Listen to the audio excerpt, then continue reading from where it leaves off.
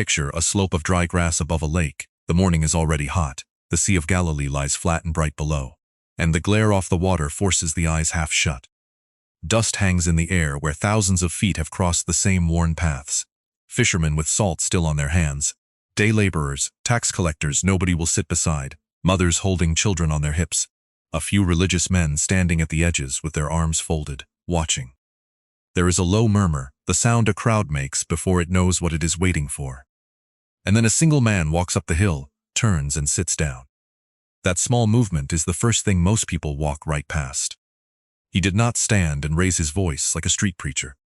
He did not climb up to shout down a revolution. He sat. In that world, sitting was the posture of authority. A teacher who wanted to hand out a passing thought could speak while walking. But when a teacher sat down, it meant something formal was about to begin, a settled, official ruling. There is even a phrase preserved in Matthew's own gospel about teachers who occupy the seat of Moses.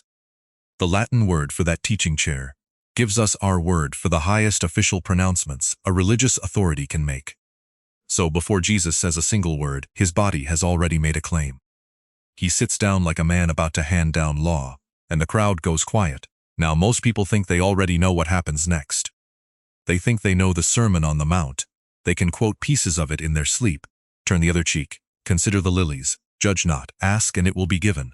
And because the words are so familiar, almost everyone hears them the same wrong way.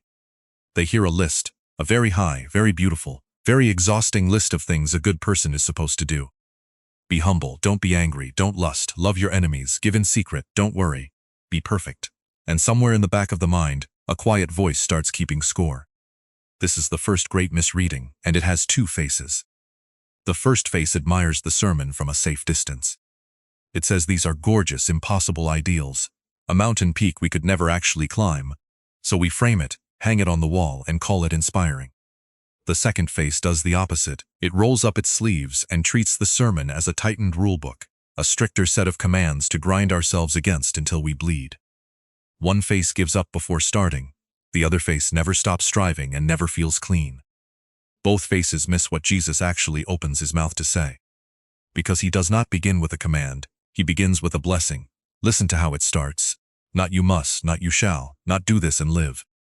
The very first word out of his mouth, the word that sets the key for everything after it, is a word of pronouncement over people who have done nothing yet to earn it. In Greek, that word sounds like makarios, and in the Beatitudes it comes in the plural, sounding like makarioi.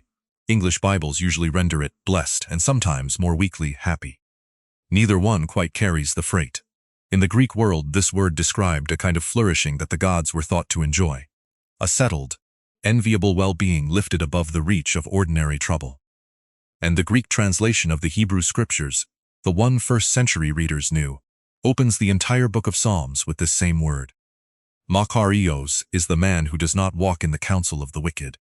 It is a word for the deeply securely fortunate. Now hear who Jesus aims it at. Blessed are the poor in spirit. Blessed are those who mourn. Blessed are the meek.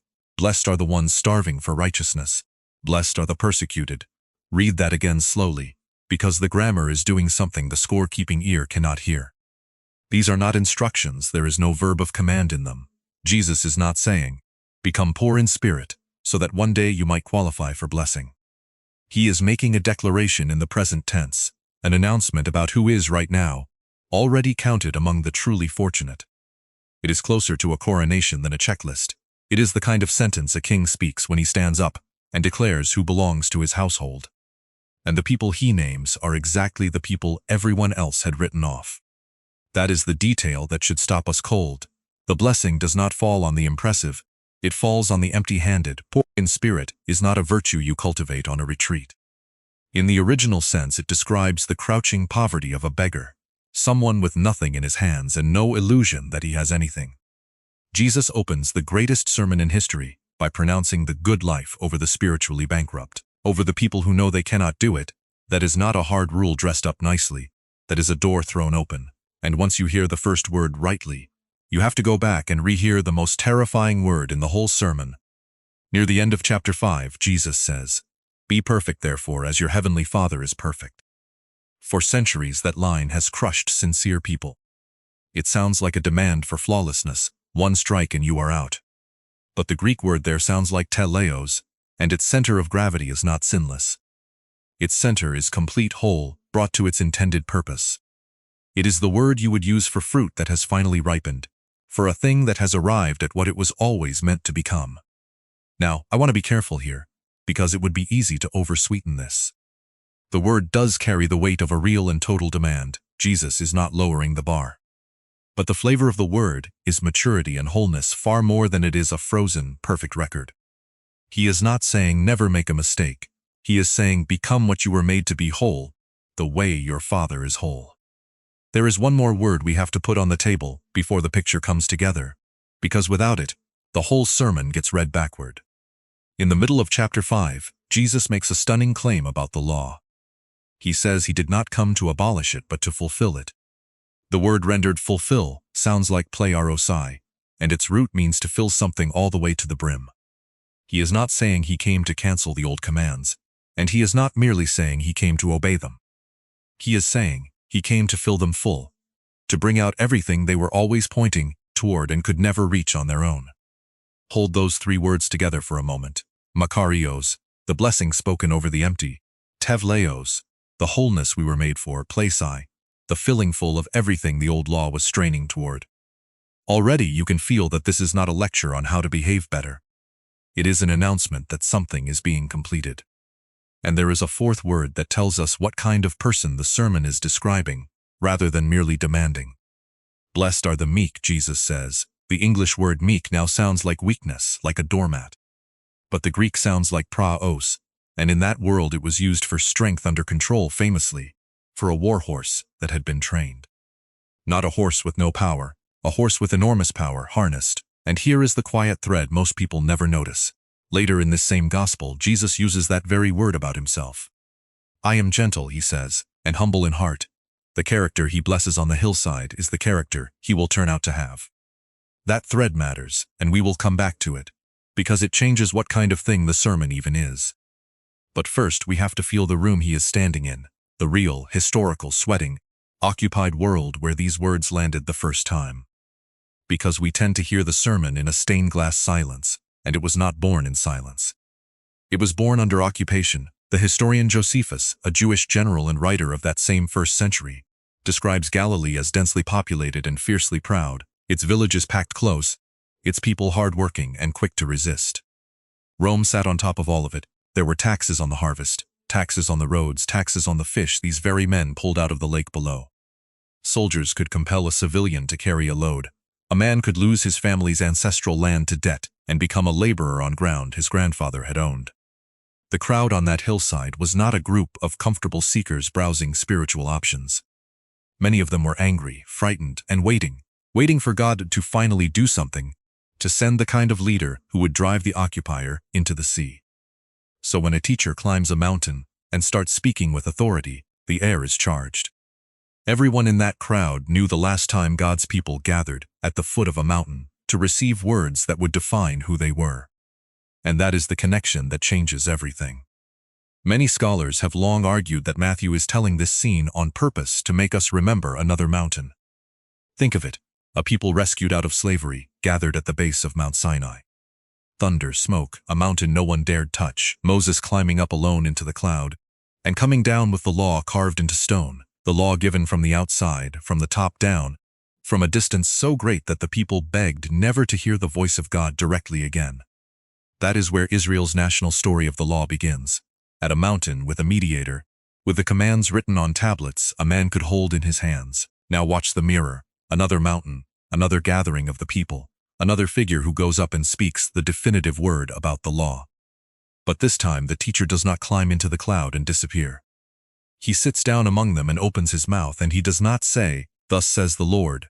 He says something no prophet of Israel had ever dared to say. 6 times in this sermon, he recites an old command, "You have heard that it was said," and then he adds 4 words that should have shattered the crowd. But I say to you, sit with the audacity of that grammar. Every prophet before him had spoken as a delivery man for a word that came from somewhere higher. You have heard that it was said is the passive voice. It was said by someone long ago, handed down. Jesus receives that inherited word and then puts his own naked authority on top of it in the active voice. But I say to you, He is not adding a footnote to Moses. He is speaking as the one with the right to say what the law was always for. I want to be careful and fair here, because this is where a documentary can overreach. The Sinai parallel is a reading, a very old and very widely held reading, but an interpretation, not a caption the text prints for us. And Jesus himself insists, in the same breath, that he has not come to abolish the old mountain's words. So this is not a new religion replacing an old one. It is more like a fulfillment finally arriving. But when you let the two mountains stand side by side, the intent is hard to miss. On the first mountain, the law came from the outside onto stone. On the second mountain, the same law is being pressed inward, into the human heart. And that inward move is the whole revolution, because Jesus takes the old commands and refuses to let anyone hide behind the surface of them. You have heard, do not murder. But I say the contempt in your heart is already the seed of it. You have heard, do not commit adultery.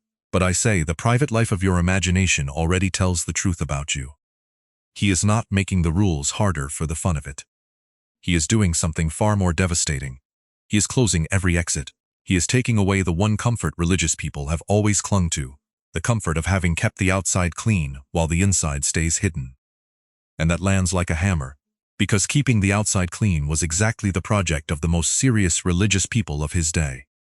The traditions later gathered in the rabbinic collection called the Mishnah, written down generations after Jesus, but preserving much older debate, show us how intensely the boundaries of the law were discussed.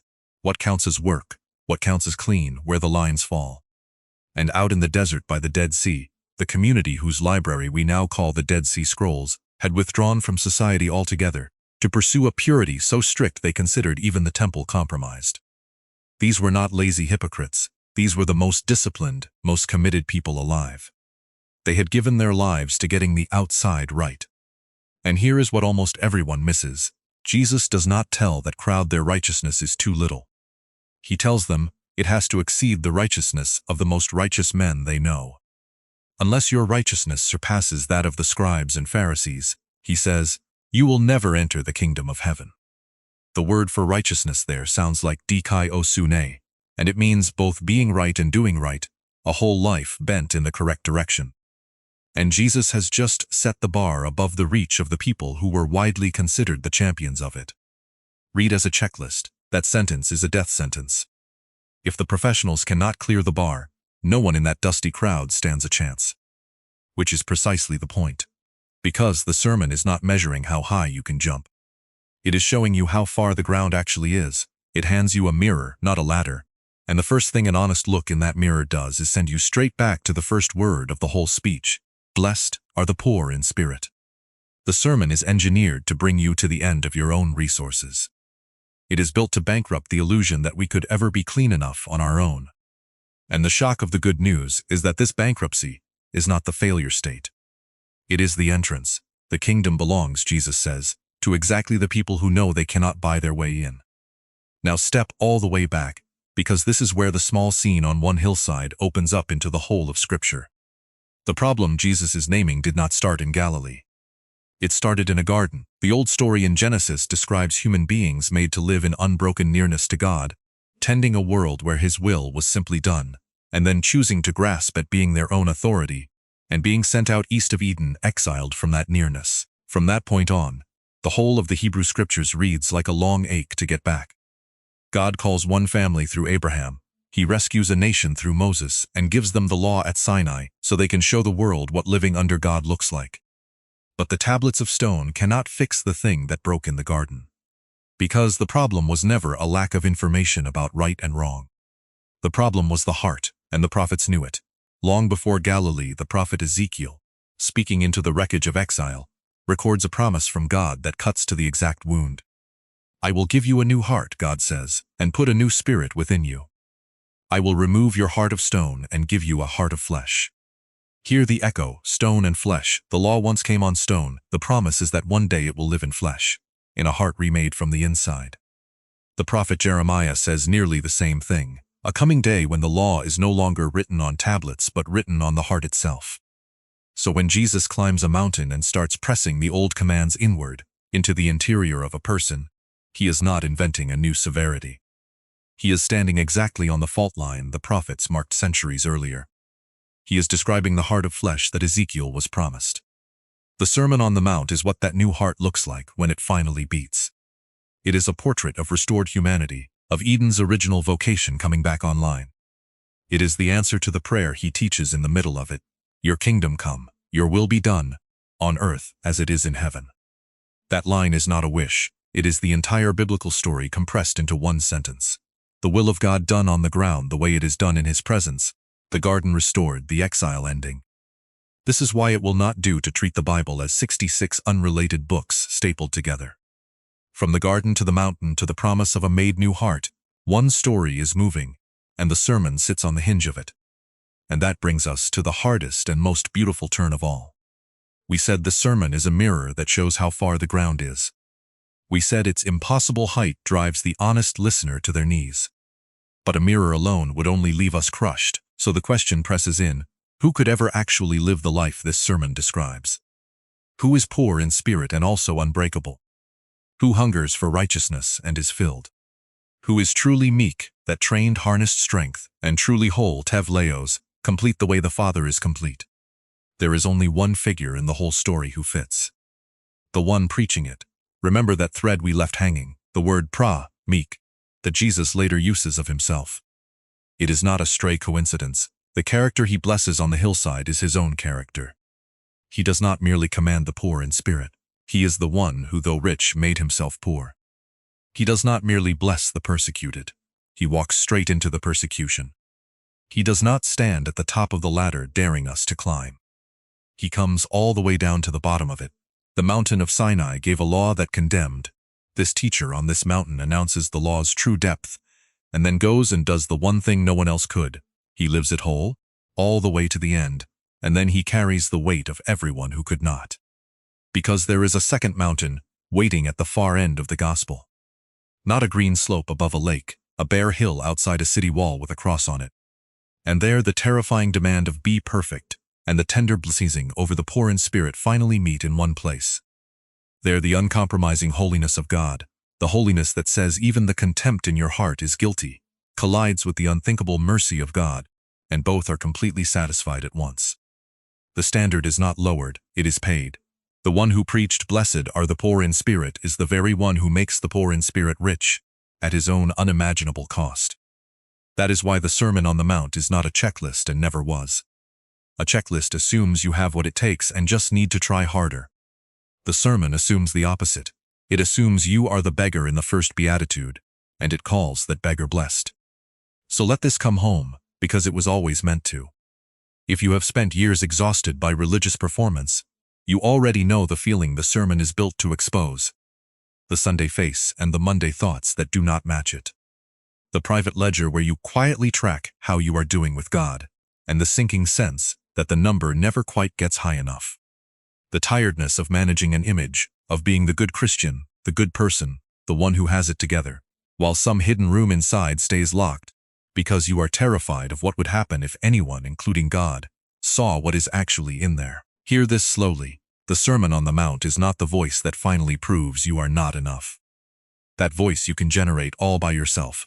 It runs day and night without any help from a text. The sermon is doing something the accusing voice can never do. It walks you all the way to the end of your ability to fake it, and then, at the exact moment you expect the verdict to fall, it calls you blessed. Not blessed once you fix yourself. Blessed as the empty-handed one who has stopped pretending. The bankruptcy you have been running from your whole life turns out to be the doorway. Poor in spirit is not the disqualification. It is the entrance ticket, and it was free the whole time. You do not need behavior modification, you never did. A polished exterior over a stone heart is exactly the thing the whole story has been trying to heal. What the sermon offers is not a better grip on the ladder. It is the heart of flesh the prophets promised, a new center given not achieved. The striving can stop, not because the standard got smaller, but because someone else already climbed the mountain you could not climb, and came back down for you. Which brings us back to that hillside one last time. The dry grass, the glare off the water, the crowd that came up the slope carrying their hunger for a revolution, expecting a leader who would hand them a new set of rules or a sword. And a single man who did not shout, who did not raise an army, who simply sat down in the posture of authority, and began to describe a kingdom already breaking into the world, A kingdom whose citizens are the meek, the mourning, the merciful, the ones who know they have nothing to bring. They came for a rulebook. He handed them a mirror, and then he offered to become the one thing the mirror proved they lacked. The words are still carrying across that water, and the real question the sermon leaves in the quiet is not, how am I doing on the list? The real question is simpler and far more exposing than that. When the mirror shows you the ground beneath your own feet, when the pretending finally runs out, will you keep climbing a ladder that was never going to reach the top, or will you let yourself be counted among the poor in spirit, and finally be called blessed? Sit with that one a while before you answer. And if a single line of this found the locked room in you, the part you have kept hidden even from yourself, say so, in a word or a sentence, wherever you are. Sometimes the pretending starts to end the moment we stop saying it alone.